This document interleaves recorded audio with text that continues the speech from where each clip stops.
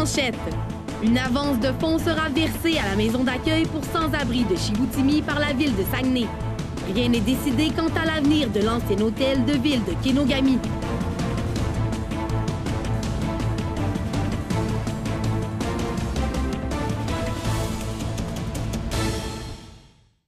Bonjour, mesdames, messieurs, et bienvenue à ce web journal du 23 janvier 2019.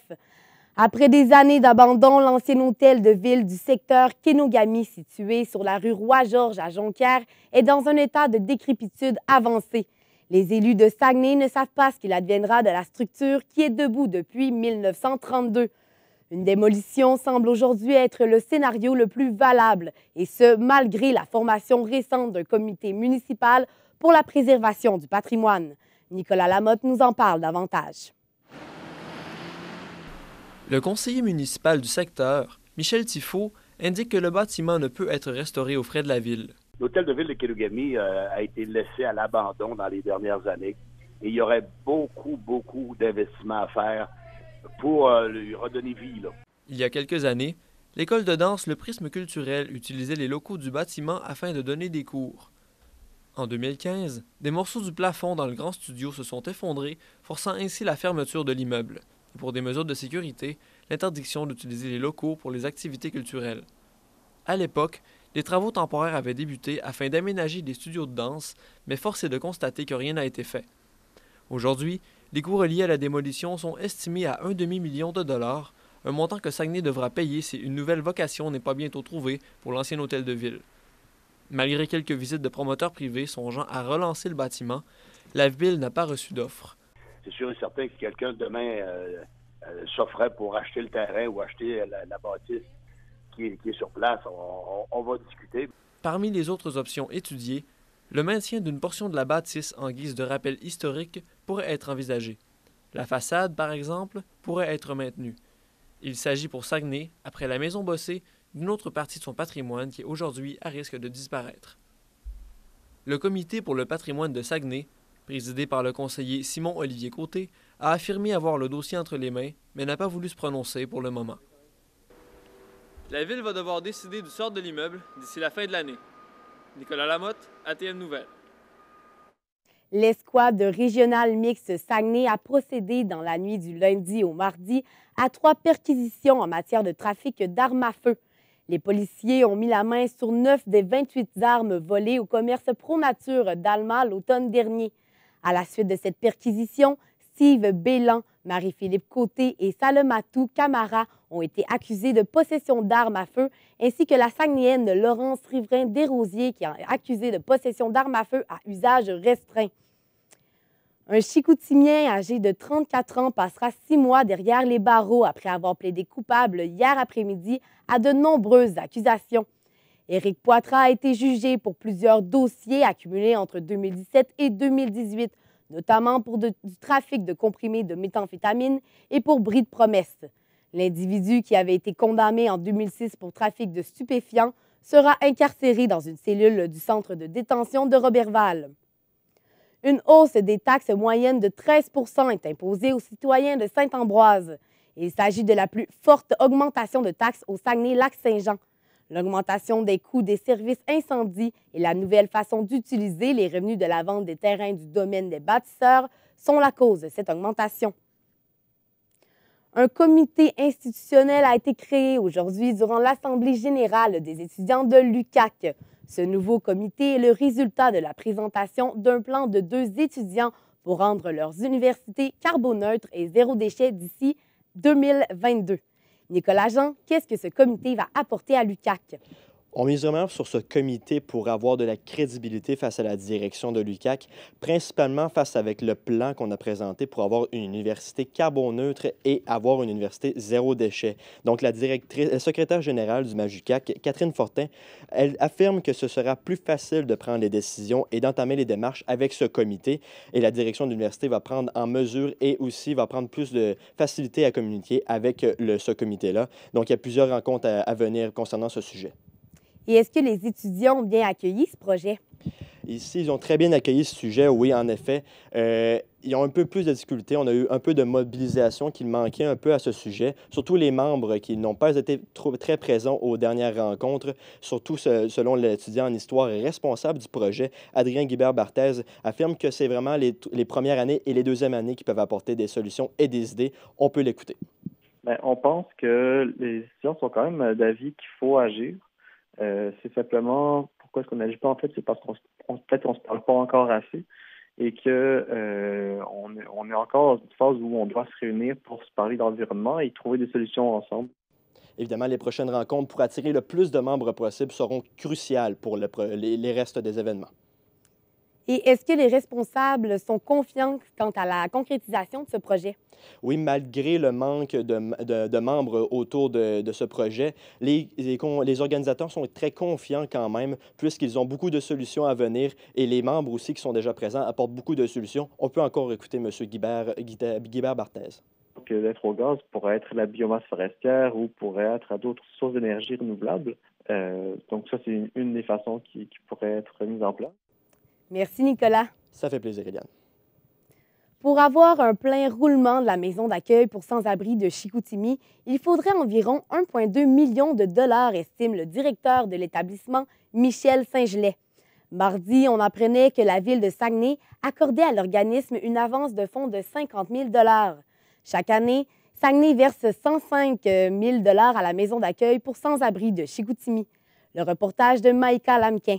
Moi, ce que j'ai demandé, c'est une augmentation de financement annuel avec des fonds de tiroir pour terminer mon année. La Ville, face à l'impossibilité d'augmenter mon financement puis qu'il n'y avait pas beaucoup de marge de manœuvre, ont pris la décision de s'assurer que notre maison pourrait rencontrer ses obligations financières en termes de liquidité jusqu'au 31 mars prochain. Donc, c'est une avance sur ma subvention de l'année prochaine qui nous a été accordée pour nous permettre de terminer l'année.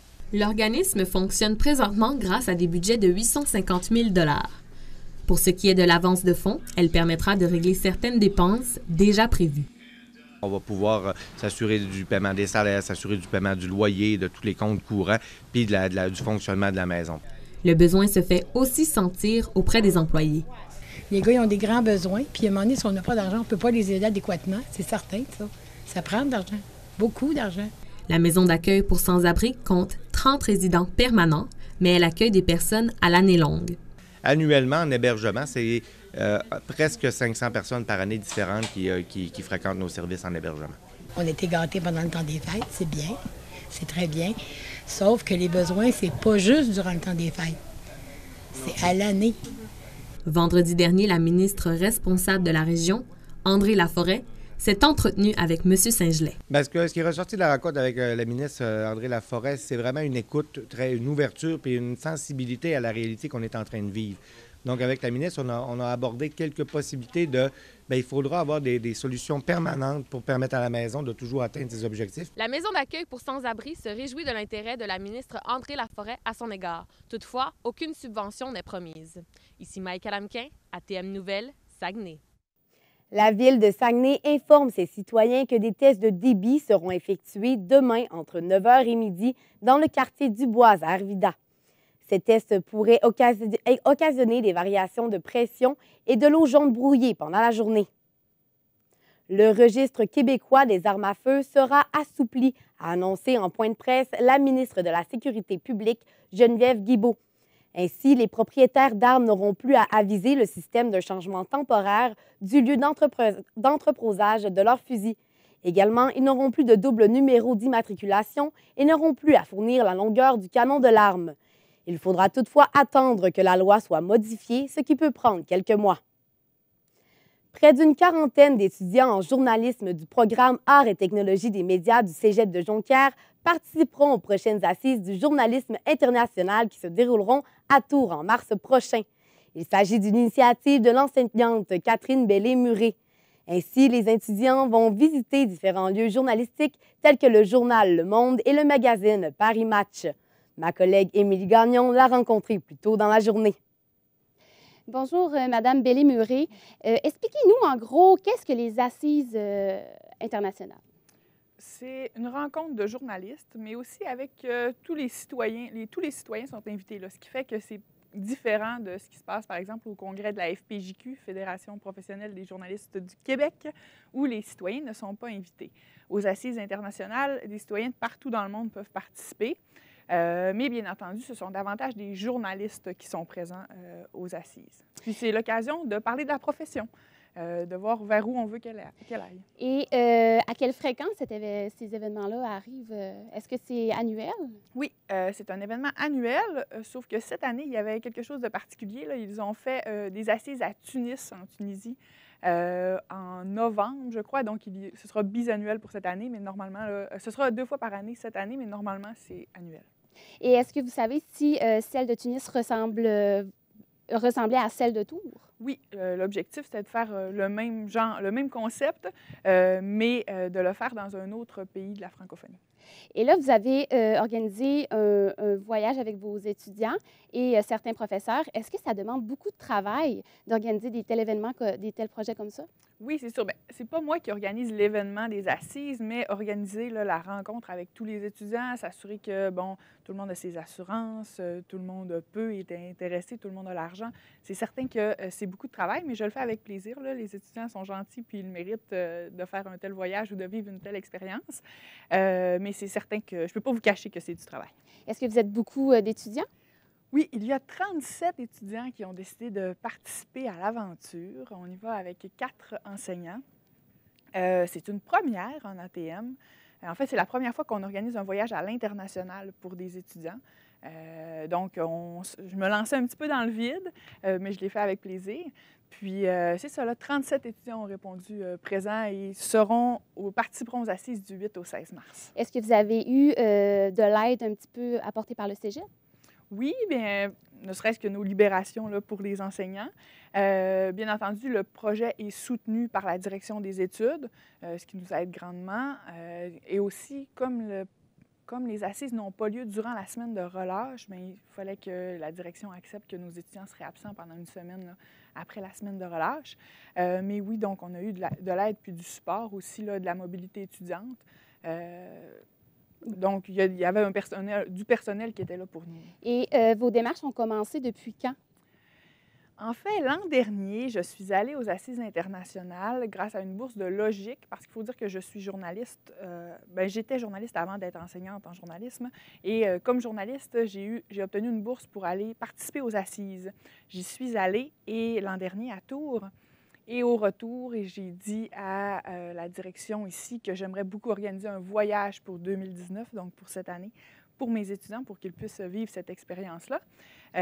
J'ai annoncé le tout à mes étudiants en pleine classe, là, au début du mois de mai, si je ne m'abuse. Les gens étaient contents. Oh, je crois qu'ils étaient très contents. Et c'est ça, j'ai annoncé le projet au début du mois de mai. Donc, depuis mai qu'on travaille là, sur le projet. Les étudiants ont eu l'occasion de faire du financement, entre autres, durant l'été, puis dans les derniers mois également.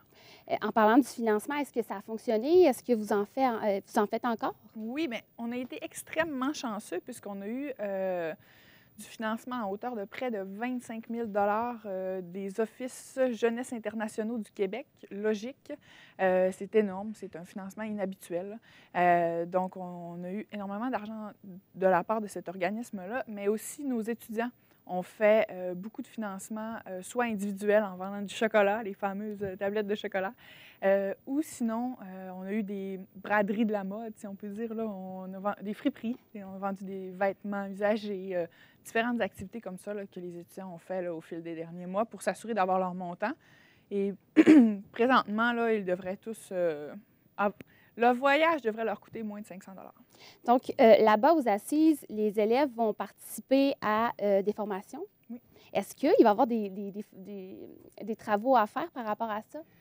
Ils vont avoir l'occasion d'écrire pour un journal là-bas, un journal web et aussi un journal papier de l'École publique de journalisme de Tours, EPTJ. Donc, on va écrire en collaboration avec les étudiants de cette école-là, qui se trouve à être un genre d'ATM, mais à Tours. Oui, donc ils vont connaître des étudiants du même âge qu'eux, qui ont les mêmes rêves qu'eux. Et on va écrire pour un journal avec cette école-là, mais aussi on va écrire pour le journal La Pige. Nos articles vont être distribués ou publiés sur le site du journal La Pige. de Jonquière. Et là, ce grand projet-là, est-ce que vous avez l'intention de le répéter une autre année? Une autre année? Oui, on ne le sait pas encore. Je m'attends à me le faire demander par les étudiants qui n'auront pas eu la chance de le vivre cette année, donc par les étudiants de première année. On n'a pas encore décidé. Il y a une volonté du cégep, par contre, je dois le dire, là, de maintenir ce genre de projet et même d'en faire d'autres, peut-être pour publicité, pour radio. Est-ce que c'est moi qui va s'en occuper? Je ne le sais pas. L'avenir nous le dira. Mais je peux vous dire qu'il y a une volonté du cégep et je suis convaincue qu'il y a une volonté étudiante également de vivre ce genre d'expérience-là parce que on n'en a pas parlé, mais aussi, on doit dire qu'on va aller à Paris aussi avec les étudiants avant d'aller à Tours. Et là, ils vont visiter la Maison des journalistes, qui est un endroit où les journalistes réfugiés... Il y a d'autres activités reliées à part assister aux assises. Oui, oui. Auparavant, on va visiter la Maison des journalistes. Donc, c'est ça, ce sont des journalistes réfugiés de partout à travers le monde qui ne peuvent pas pratiquer leur métier dans leur pays parce que les conditions sont trop dangereuses. La France les accueille. Ils peuvent vivre pendant 8 mois à la Maison des journalistes. On va rencontrer un journaliste réfugié. On va visiter le journal du dimanche et je peux même vous dire en primeur que nous allons visiter le journal Le Monde et le Paris Match. C'est officiel, j'ai eu la confirmation hier. Donc, nous visiterons plusieurs médias. Là. Super, merci beaucoup, Mme Bellemuré. On rappelle que le voyage se fait à partir, si je ne me trompe pas, à partir du 8 mars jusqu'au 16. Jusqu'au 16, donc un beau 8 jours. On vous souhaite un bon stage. Merci. Merci. La tâche d'opérer le centre de tri de Saguenay pourrait être donnée à un organisme à but non lucratif dès 2020. Depuis plus d'1 an, le centre est opéré par la compagnie de recyclage de papier MD. Saguenay a toujours octroyé le contrat au privé, mais la situation pourrait changer. La firme Cain Lamar a été mandatée pour procéder à une analyse complète du dossier. Le contrat d'exploitation actuel vient à échéance le 1er février 2020. Alors, la Ville devra se positionner rapidement. Les résultats de l'analyse seront connus à la fin de janvier. Les chaussées glissantes ont occasionné une dizaine d'accrochages et des sorties de route sur les différentes artères de la Ville aujourd'hui. Heureusement, il n'y a eu aucun blessé grave. Il y a encore plusieurs préjugés sociaux qu'il faut combattre concernant les personnes immigrantes au Saguenay-Lac-Saint-Jean. C'est le constat commun qu'on fait à la cofondatrice de l'ambassade boréale, Karine Blenay, la chargée de projet chez Porte Ouverte Lac-Saint-Jean, Marina Grikoff, ainsi que le vice-président de Zoné au Monde, Séré Hirat Srin, et le titulaire de la chaire de recherche interethnique de l'UQAC, Kadiatou Lafal. Devant les membres du cercle de presse du Saguenay, ils ont tenté de trouver des pistes de solutions. Le reportage de Marc-William Gagné. C'est facile à défaire des préjugés sur l'immigration parce que les personnes immigrantes arrivent ici avec tellement de bonne volonté que quand on en rencontre, on se rend bien compte que les préjugés, la crainte, la peur, elles n'ont aucune raison d'être. Les intervenants du cercle de presse sont d'avis que les compétences étrangères des immigrants doivent être reconnues par le gouvernement provincial. C'est notamment le cas de la firme spécialisée dans le recrutement des travailleurs étrangers, Zoné au Monde. Son vice-président, Séré Yatsrin, a affirmé que les employeurs de la région étaient ouverts à la main-d'œuvre étrangère.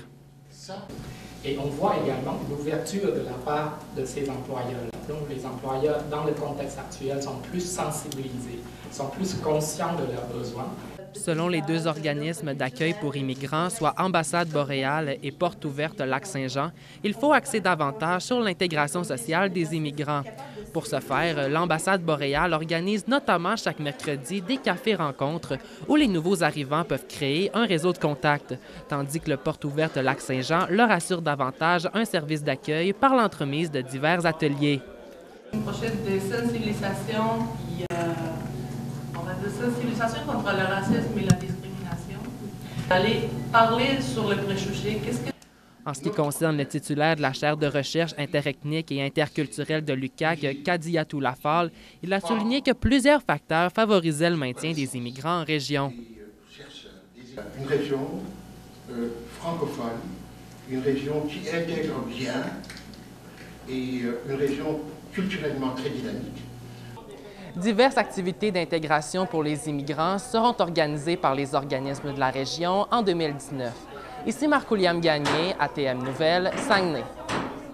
La Fondation Asselin du Cégep de Jonquière célèbre cette année ses 50 ans d'existence, elle qui a vu le jour en 1969. Pour l'occasion, une levée de fonds a d'ailleurs été lancée il y a quelques mois avec pour objectif 300 000 $ en un an, alors que normalement, ces levées de fonds se font sur une durée de 5 ans. Mathieu Bédard, rappelez-nous quelle est la mission de la Fondation Asselin. Oui, bien, c'est bien simple, Eliane, hein? C'est pour aider le développement et le soutien à l'éducation, mais aussi à la recherche de l'éducation dans la région.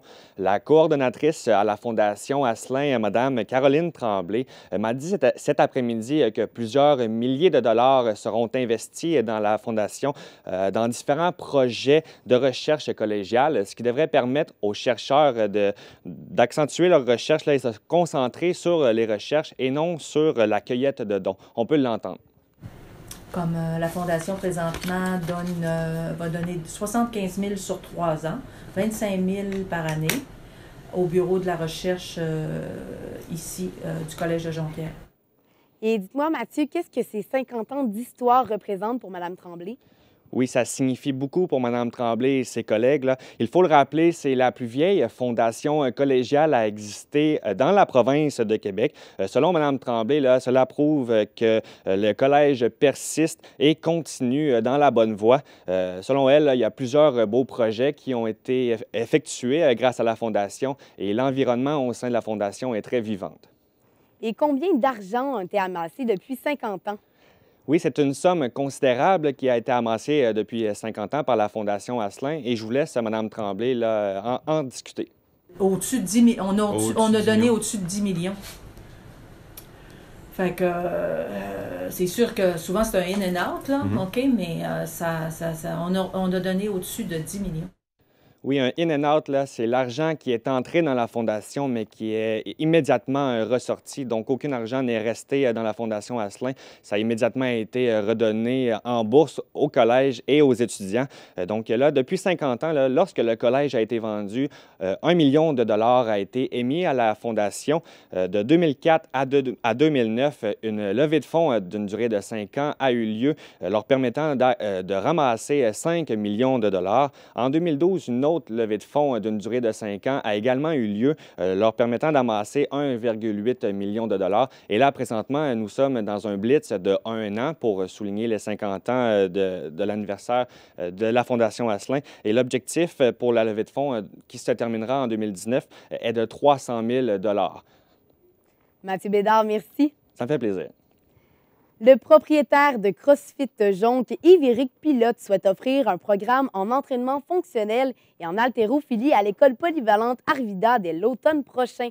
Cette concentration multidisciplinaire permettrait aux jeunes de 3, 4 et 5e secondaire de développer leur aptitude en haltérophilie, en course, en gymnastique, à la natation ou en vélo. Mon collègue Jérémy Bernier a discuté avec lui plus tôt dans la journée. Alors, bonjour, M. Pilote. Donc, en quoi consiste en fait cette concentration de sport? Ce qu'on fait, c'est que les jeunes vont aller le matin à l'école, comme normal. L'après-midi, à partir de 1h15, ils vont avoir un transport qui va les prendre de l'école, qui va les amener jusqu'à la salle de conditionnement physique. Puis là, jusqu'à 3h30 environ, 3h20, ils vont repartir pour retourner à l'école pour prendre le transport normal scolaire. Donc, ça va se faire directement dans vos locaux à vous? Oui, exactement. Et quelle est la différence entre le CrossFit et l'haltérophilie, finalement? L'haltérophilie fait comme partie du CrossFit. Fait que, mettons, on va dire que c'est environ 30 du sport. Ce qu'on fait avec les jeunes, c'est qu'on voulait intégrer une fédération aussi puis donner une expérience différente sur plusieurs volets. Nous, on avait déjà un club d'haltérophilie dans notre salle, donc c'était plus facile d'inclure cette fédération-là au sein de notre concentration sport. Puis, dans le fond, c'est ça, au lieu de se spécialiser seulement sur un volet, bien, avec le CrossFit, on fait comme inclure plein de choses, dont l'haltérophilie. Ici, on parle d'une concentration de sport. Combien d'heures par semaine les jeunes vont pouvoir s'entraîner avec vous? 15 heures. 15 heures semaine? Oui. Puis, est-ce que vous misez d'abord sur le plan de la méthode ou sur le résultat au final? Oui, au départ, c'est sûr qu'on veut avoir des résultats, mais c'est vraiment par rapport aux méthodes enseignées, surtout avec les jeunes, on veut vraiment qu'il y ait une bonne base, surtout au niveau technique, autant en gymnastique que, mettons, en haltéro, faut qu'il y ait de lever des charges, pour qu'éventuellement les résultats viennent. Mais c'est vraiment la méthode au lieu d'axer sur le résultat. Là. Puis qu'est-ce qui vous a motivé à vous investir dans un projet comme ça? La passion en premier, je pense, là, comme au départ du gym. C'est vraiment avec le temps, là, puis c'est le fun d'entraîner des jeunes, puis là, j'ai des cours actuels qui sont des 6 à 11 ans, mettons. Puis là, avec eux, on commence, c'est plus sous forme de jeu, mais là, avec des jeunes du secondaire, on peut vraiment pousser la coche un peu plus.